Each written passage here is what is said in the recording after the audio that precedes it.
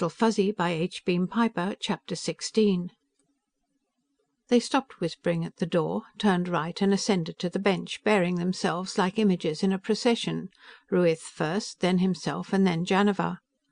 They turned to the screen so that the public whom they served might see the faces of the judges, and then sat down. The court crier began his chant. They could almost feel the tension in the courtroom. Eve's Janiver whispered to them, "They all know about it." As soon as the crier had stopped, Max Fane approached the bench, his face blankly expressionless. "Your Honors, I am ashamed to have to report that the defendant, Leonard Kellogg, cannot be produced in court. He is dead. He committed suicide in his cell last night. While in my custody," he added bitterly.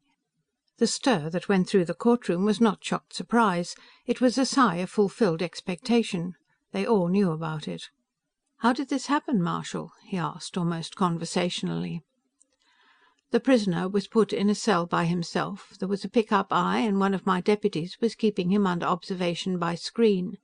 Fane spoke in a toneless, almost robot-like voice. "At 22:30 the prisoner went to bed still wearing his shirt. He pulled the blankets up over his head. The deputy observing him thought nothing of that. Many prisoners do that on account of the light. He tossed about for a while, and then appeared to fall asleep. When a guard went in to rouse him this morning, the cot, under the blanket, was found saturated with blood. Kellogg had cut his throat by sawing the zipper track of his shirt back and forth until he severed his jugular vein. He was dead." Good heavens, Marshal! He was shocked. The way he'd heard it, Kellogg had hidden a penknife, and he was prepared to be severe with Fane about it. But a thing like this! He found himself fingering the toothed track of his own jacket zipper. "I don't believe you can be at all censured for not anticipating a thing like that. It isn't a thing anybody would expect." Janiver and Ruiz spoke briefly in agreement. Marshal Fane bowed slightly and went off to one side. Leslie Coombes, who seemed to be making a very considerable effort to look grieved and shocked, rose. "Your Honors, I find myself here without a client," he said. "In fact, I find myself here without any business at all. The case against Mr. Holloway is absolutely insupportable. He shot a man who was trying to kill him, and that's all there is to it. I therefore pray your Honors to dismiss the case against him and discharge him from custody." Captain Greibenfeld bounded to his feet. "Your Honors, I fully realize that the defendant is now beyond the jurisdiction of this court, but let me point out that I and my associates are here participating in this case in the hope that the classification of this planet may be determined, and some adequate definition of sapience established. These are most serious questions, your Honors." "But, your Honors," Coombes protested, "we can't go through the farce of trying a dead man." "People of the colony of Baphomet versus Yamshar Singh, deceased, charge of arson and sabotage AE 604," the Honorable Gustavus Adolphus Brannhard interrupted. Yes, you could find a precedent in colonial law for almost anything. Jack Holloway was on his feet, a Fuzzy cradled in the crook of his left arm, his white moustache bristling truculently. "I am not a dead man, your Honors, and I am on trial here. The reason I'm not dead is why I'm on trial. My defense is that I shot Kurt Borch while he was aiding and abetting in the killing of a Fuzzy. I want it established in this court that it is murder to kill a Fuzzy." The judge nodded slowly. "I will not dismiss the charges against Mr. Holloway," he said. "Mr. Holloway has been arraigned on a charge of murder. If he's not guilty, he's entitled to the vindication of an acquittal. I'm afraid, Mr. Coombes, that you will have to go on prosecuting him." Another brief stir, like a breath of wind over a grain field, ran through the courtroom. The show was going on after all. All the Fuzzies were in court this morning, Jack's 6 and the 5 from the constabulary post, and Ben's Flora and Fauna, and the 4 Ruth Ortheris claimed. There was too much discussion going on for anybody to keep an eye on them. Finally, one of the constabulary Fuzzies, either Dillinger or Dr. Crippen, and Ben Rainsford's Flora and Fauna came sauntering out into the open space between the tables and the bench, dragging the hose of a vacuum duster. Ahmed Khadra ducked under a table and tried to get it away from them. This was wonderful. Screaming in delight, they all laid hold of the other end, and Mike and Mitzi and Superego and Complex ran to help them. The 7 of them dragged Khadra about 10 feet before he gave up and let go. At the same time, an incipient fight broke out on the other side of the arc of tables between the head of the language department at Mallorysport Academy and a spinsterish amateur phoneticist. At this point, Judge Pendarvis, deciding that if you can't prevent it, relax and enjoy it, rapped a few times with his gavel and announced that court was recessed. "You will all please remain here. This is not an adjournment. And if any of the various groups who seem to be discussing different aspects of the problem reach any conclusion they feel should be presented in evidence, will they please notify the bench so that court can be reconvened. In any case, we will reconvene at 11:30. Somebody wanted to know if smoking would be permitted during the recess. The Chief Justice said that it would be. He got out a cigar and lit it. Mamma Fuzzy wanted a puff. She didn't like it. Out of the corner of his eye, he saw Mike and Mitzi, Flora and Fauna scampering around and up the steps behind the bench. When he looked again, they were all up on it, and Mitzi was showing the court what she had in her shoulder bag. He got up with Mamma and Baby and crossed to where Leslie Coombs was sitting. By this time, somebody was bringing in a coffee urn from the cafeteria. Fuzzies ought to happen oftener in court.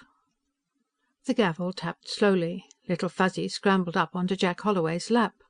After 5 days in court, they had all learned that the gavel meant for Fuzzies and other people to be quiet. It might be a good idea, Jack thought, to make a little gavel when they got home and keep it on the table in the living room for when the family got too boisterous. Baby, who wasn't gavel-trained yet, started out onto the floor. Mamma dashed after him and brought him back under the table. The place looked like a courtroom again. The tables were ranged in a neat row facing the bench, and the witness chair and the jury box were back where they belonged. The ashtrays and the coffee urn and the ice tubs for beer and soft drinks had vanished. It looked like the party was over. He was almost regretful. It had been fun, especially for 17 Fuzzies and a baby Fuzzy and a little black and white kitten. There was one unusual feature. There was now a fourth man on the bench, in gold-braided navy black, sitting a little apart from the judges, trying to look as though he weren't there at all. Space Commodore Alex Napier. Judge Pendarvis laid down his gavel. "Ladies and gentlemen, are you ready to present the opinions you have reached?" he asked. Lieutenant Ybarra, the Navy psychologist, rose. There was a reading screen in front of him. He snapped it on. "Your Honors," he began, "there still exists considerable difference of opinion on matters of detail, but we are in agreement on all major points. This is quite a lengthy report, and it has already been incorporated into the permanent record. Have I the court's permission to summarize it?" The court told him he had. Ybarra glanced down at the screen in front of him and continued. "It is our opinion," he said, "that sapience may be defined as differing from non-sapience in that it is characterized by conscious thought, by ability to think in logical sequence, and by ability to think in terms other than mere sense data. We, meaning every member of every sapient race, think consciously, and we know what we are thinking. This is not to say that all our mental activity is conscious. The science of psychology is based, to a large extent, upon our realization that only a small portion of our mental activity occurs above the level of consciousness, and for centuries we have been diagramming the mind as an iceberg, 1/10 exposed and 9/10 submerged. The art of psychiatry consists largely in bringing into consciousness some of the content of this submerged 9/10, and as a practitioner I can testify to its difficulty and uncertainty. We are so habituated to conscious thought that when we reach some conclusion by any non-conscious process, we speak of it as a hunch or an intuition and question its validity. We are so habituated to acting upon consciously formed decisions that we must laboriously acquire, by systematic drill, those automatic responses upon which we depend for survival in combat or other emergencies. And we are by nature so unaware of this vast submerged mental area that it was not until the 1st century pre-atomic that its existence was more than vaguely suspected, and its nature is still the subject of acrimonious professional disputes. There had been a few of those, off and on, during the past 4 days, too. If we depict sapient mentation as an iceberg, we might depict non-sapient mentation as the sunlight reflected from its surface. This is a considerably less exact analogy. While the non-sapient mind deals, consciously, with nothing but present sense data, there is a considerable absorption and re-emission of subconscious memories. Also, there are occasional flashes of what must be conscious mental activity in dealing with some novel situation. Dr. van Riebeek, who is especially interested in the evolutionary aspect of the question, suggests that the introduction of novelty because of drastic environmental changes may have forced non-sapient beings into more or less sustained conscious thinking, and so initiated mental habits which, in time, gave rise to true sapience. The sapient mind not only thinks consciously by habit, but it thinks in connected sequence. It associates one thing with another. It reasons logically and forms conclusions, and uses these conclusions as premises from which to arrive at further conclusions.